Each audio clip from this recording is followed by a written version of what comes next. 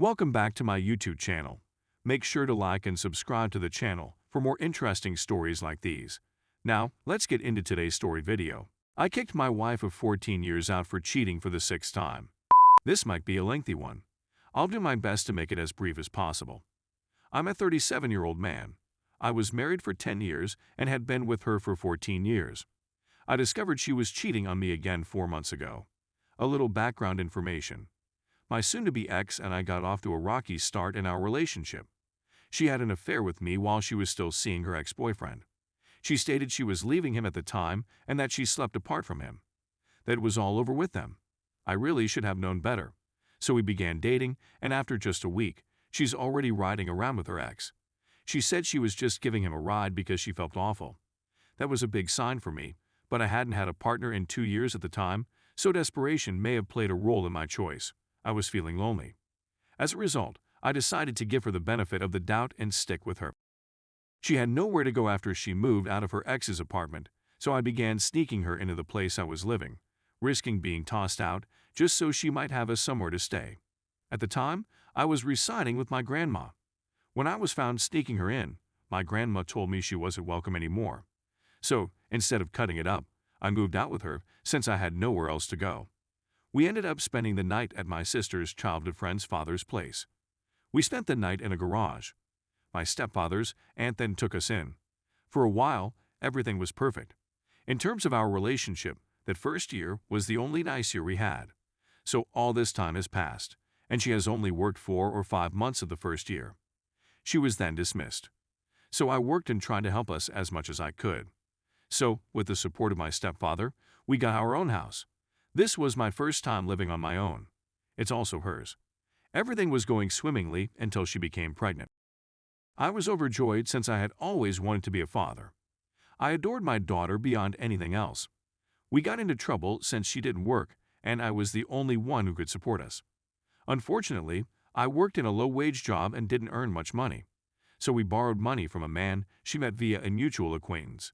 That was okay, but what I didn't realize was that she had begun sleeping with him. He was roughly 60 years old and she was 21. This is her first time cheating.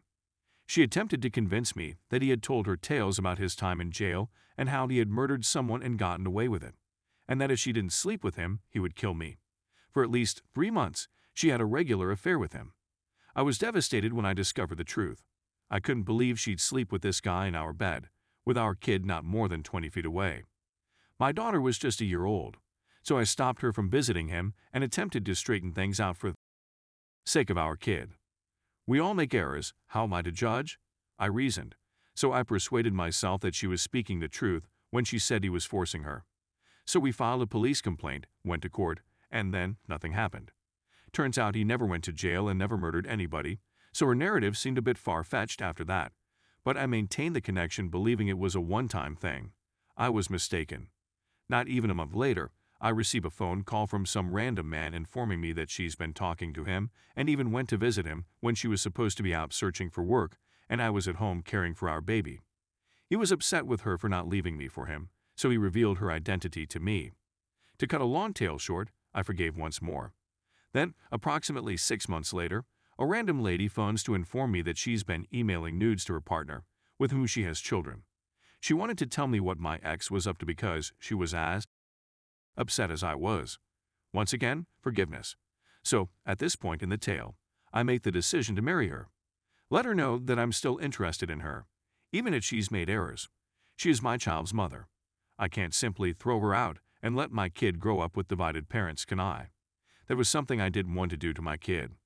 So, when we married, we relocated to another state. I believe we can make a new beginning, away from all the unpleasant memories. We can start again. Unfortunately, I was not psychologically prepared to just pretend that nothing had occurred. I didn't trust her at all, which became a major issue.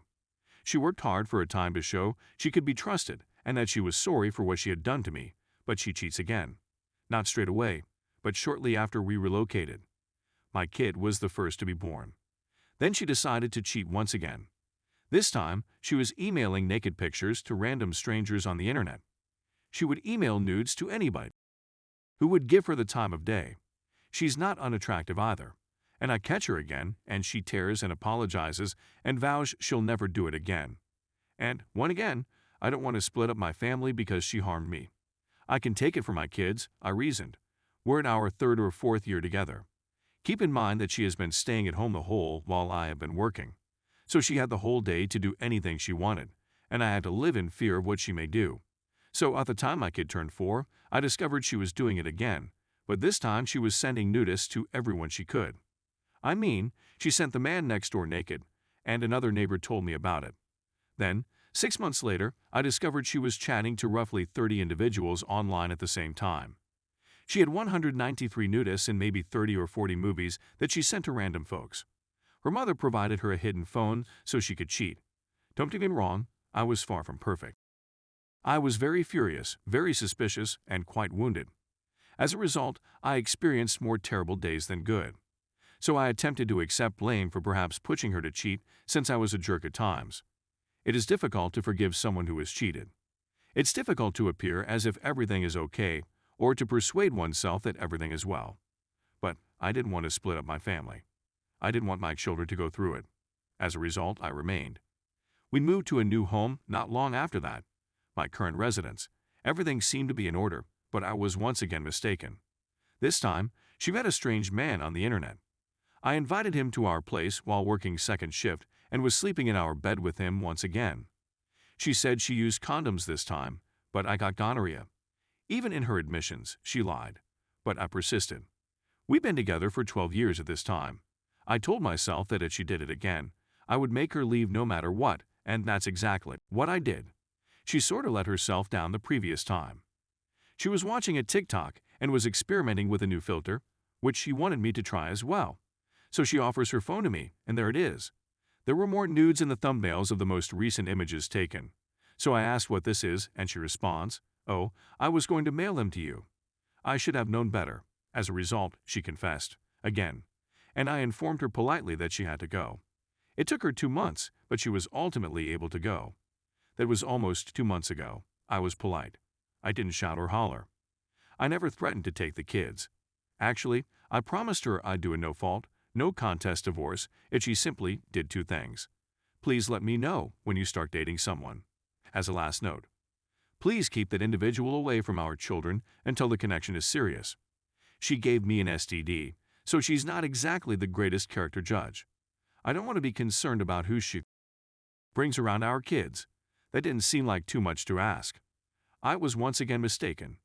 Many red flags have been raised in the last 5 weeks, and I'm almost certain she's already seeing someone. And that to me is a kick in the balls. I'd even assisted her at moving into her new home, and she waited approximately 3 weeks before dating again. I reasoned, you have no shame. Do I mean so little to you that you'd do something like this again in a matter of weeks? It demonstrated to me that she has never really cared about me and is just concerned with herself and achieving what she wants, with no consideration for me herself or, most importantly, our children. Now, my tale is a little jumbled, but I'm emotional simply reliving it all. So please accept my apologies. This is why I chose to share it here. We had no one when we first got here. We're the only ones. There are no friends or relatives. We're the only ones. That has been the case for the last 10 years. There is no one to babysit. There is no one else to enjoy the holidays with but each other. Almost everyone in my family has died. Other than my children, I only have one family member, and I don't want to bother him if I don't have to. So I reasoned that expressing myself here could make me feel a bit better. So after approximately 3 weeks of going around with this uneasiness, I invited her to my place so we could chat. She wouldn't speak to me until I told her what I wanted to discuss. I told her I'd prefer chat in person, but she refused. So I gave in and quietly asked her who she was seeing. She quickly grew defensive, telling me that we were no longer together and that it was none of my concern. So I told her that we're still married, and that dating before we're formally divorced is still adultery, and that what you're exposing my children to is entirely up to her.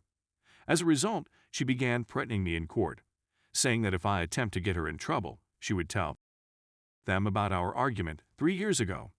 We had been bickering, and she had attempted to go down my 50-yard gravel driveway barefoot since she was inebriated. As a result, I held her shoulders to protect her from chopping up her feet. Because she phoned her mother weeping, her mother's boyfriend, who lives in another state, contacted the police. They accused me with DV because she had minor bruises on her arms. So I did PTI and had the case dismissed and my record wiped. But she threatens me whenever she gets upset. Now, I know that in my state, they would give me custody and force her to pay child support. That's not what I'm looking for. My children would suffer if I mistreated her. If she is important to them, she must be important to me. I have no other option. My children are important to me, but I'm worried about who she'll bring around them and what she'll say in court. Starting difficulties that aren't really essential. I divided all of our belongings and money. I was polite. Allow her time to locate a place. I felt sympathetic to her situation, since she was more disturbed than I was 4 months earlier. But now I feel like I'm yesterday's garbage. She doesn't care that she's causing me pain.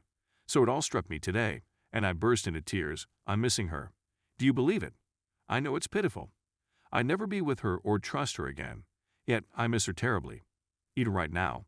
It makes me feel helpless. I feel lonely because I'm lonely. I don't have any friends or relatives to speak to here. I'm unable to communicate with my children. I can't even see a psychologist since I don't have any insurance at work. I'm screaming and dying on the inside. I'm at a loss on what to do to get rid of this dreadful feeling. So now I'm boring you with my narrative since I don't have anybody else. I can't believe she would treat me this way after all I've done for her. She behaves as though I'm the one who should apologize. So I'm at a loss as to what to do next. Now that she's threatened me, I need to start collecting proof, I reasoned, evidence of her deception, as well as evidence of her bad judgment. But that's something I truly don't want to do. I contacted a lawyer. I considered hiring a private investigator. I simply don't want things to go to that point. Most of all, I'm wounded and perplexed, and heartbreaking. Thank you for reading this all the way through. I appreciate you taking the time to listen to my story. Even though I got some of my frustrations out, it still doesn't feel any better. I'm simply feeling empty and lonely. I know it's cliché, but it's how I actually feel. How can someone who professes to love and care for you treat you as if you don't matter because they're angry? She's acting as though I'm the one who cheated. It is really uncomfortable. Anyway, I'm certain that it will improve with time. I'm sure I could find someone who would treat me well. I'm never going to allow her back into my life, and I know what's most important to me are my children. But I'm in a lot of pain right now. I simply want this to be over. It's incapacitating.